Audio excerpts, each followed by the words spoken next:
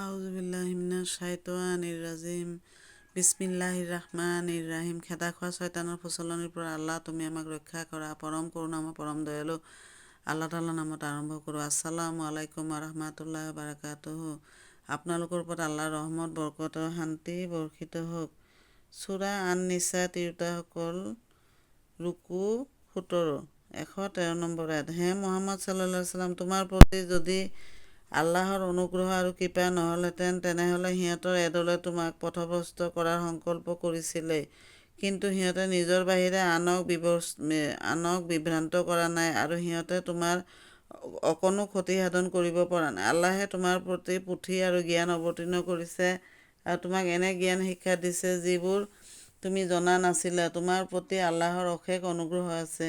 ১১৪ number আয়াত। সিহঁতৰ প্ৰায়ভাগ গোপন আলোচনাত কোনো হিতকৰ কথা নাই। অৱশ্যে যদি গোপনে দান খয়ৰাত কৰিবলৈ উপদেশ দিয়ে বা সৎকৰ্ম অথবা মানুহক সংশোধন কৰাৰ উদগনি দিয়ে সেয়া অৱশ্যেই ভাল কথা। যি আল্লাহৰ প্ৰসন্নতা লাভৰ উদ্দেশ্যে এনে কাম কৰিব তাক মই অচিৰেই মূল্যৱান পুৰস্কাৰ দান কৰিম।